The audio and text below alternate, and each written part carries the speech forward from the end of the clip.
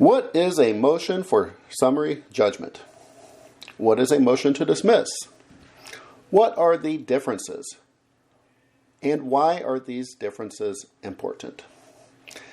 In Texas, as in many other jurisdictions, a motion for summary judgment and a motion to dismiss are two distinct legal procedures, each with specific purposes and implications. Let's take a deeper look at a motion for summary judgment. A motion for summary judgment. This is a request made to the court by a party in a lawsuit asking for a judgment to be made in their favor without a full trial. This motion is typically filed when the moving party believes that there are no material facts in dispute and that they are entitled to judgment as a matter of law. In other words, even if all the factual arguments by the opposing party are accepted as true, the moving party would still legally win the case. In Texas, this is governed by Rule 166A of the Texas Rules of Civil Procedure. Okay, that was motion for summary judgment. Now let's take a closer look at motion to dismiss. The motion to dismiss. This motion is filed by a defendant at the early stages of a lawsuit asking the court to dismiss the case. The reasons for such a motion can vary. It might be because the court lacks jurisdiction, the plaintiff failed to state a claim upon which relief can be granted, non-compliance with a procedural rule, or other legal deficiencies in the plaintiff's case.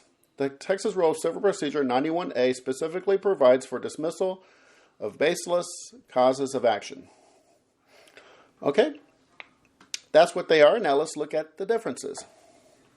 First, big difference. Stage of proceedings. A motion to dismiss is usually filed at the beginning of a lawsuit, while a motion for summary judgment is typically filed after the discovery phase.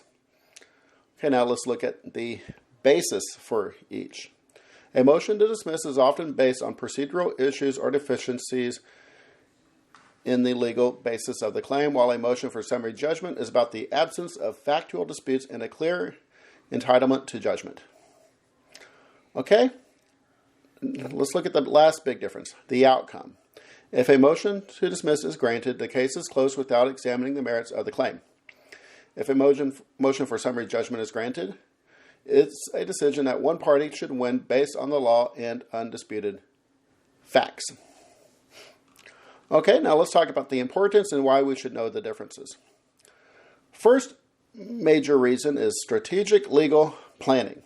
Understanding these motions helps attorneys in formulating legal strategies. For instance, knowing when to file these motions and under what circumstances can significantly affect the course of a lawsuit.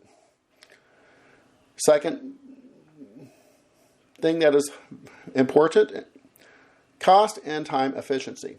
Both motions, if successful, can lead to a quicker resolution of a legal dispute, potentially saving time and legal costs. Third, legal rights protection. For defendants, these motions are important tools to avoid unnecessary litigation when the claims against them are legally insufficient or factually unsupported. It's crucial for parties involved in litigation to understand these differences as they can significantly impact the course and outcome of legal proceedings. Legal professionals often advise their clients on these matters to ensure informed decision-making throughout the litigation process. Okay, now I'd like to share a simpler explanation that might be a little bit more relatable. Okay, so my original question is, what is the difference between a motion to dismiss and a motion for summary judgment? Motions to dismiss and motions for summary judgment are filed at different stages of a lawsuit. A motion to dismiss is normally filed shortly after the plaintiff files the complaint and before formal discovery has taken place. The gist of a motion to dismiss is, quote, even if you believe every word in the plaintiff's complaint, the plaintiff still doesn't have a valid claim, at least not in this court. Okay, that was motion to dismiss. Now let's look at motion for summary judgment. A motion for summary judgment is normally filed after formal discovery has been completed. The gist of a motion for summary judgment is, quote, the plaintiff doesn't have any evidence to support their claims. Okay? Motion to dismiss. I want to go a little bit deeper into this. When the defendant files a motion to dismiss the plaintiff's complaint, The court assumes for the sake of argument that everything the plaintiff says is true and also that the plaintiff can prove it. But even if everything the plaintiff says in the statement is true, the case might still have to be dismissed. Some valid reasons for dismissing a lawsuit immediately after it is filed include 1. The plaintiff filed their case in the wrong court.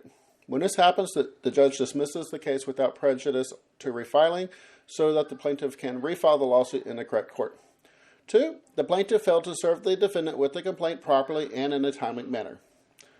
3. The plaintiff failed to join a party who is necessary to the litigation. 4. The thing the plaintiff is suing for is something for which the law does not provide a remedy. As a silly example, I currently have a can of cherry Coke on my desk, open on my desk. If you sue me for having an open can of cherry Coke on my desk, the judge will toss your lawsuit out because the fact that I'm drinking a cherry Coke has not harmed you. Now it's a motion to dismiss. Let's take a look at motions for summary judgment, a little deeper look. When the defendant files a motion for summary judgment, it's usually the case that the plaintiff's claims have merit as long as they can prove everything they need to prove. If the plaintiff's claims obviously lacked merit, the case would have been dismissed at the pleading stage. But even if the plaintiff's complaint states a viable claim, they might not be able to prove their allegations. Suppose, for instance, that I apply for a position as the chief neurosurgeon at my local hospital and the hospital rejects my application. I could sue the hospital for sex discrimination, claiming that they refused to hire me because I identify as a female, but the hospital will respond with 2 valid reasons why they refuse to hire me. Namely, the facts that I don't have a medical degree and I faint at the sight of blood. There's no way a reasonable jury could rule in my favor when I'm obviously unqualified for the position I applied for. So the judge will toss the case. Thank you for listening.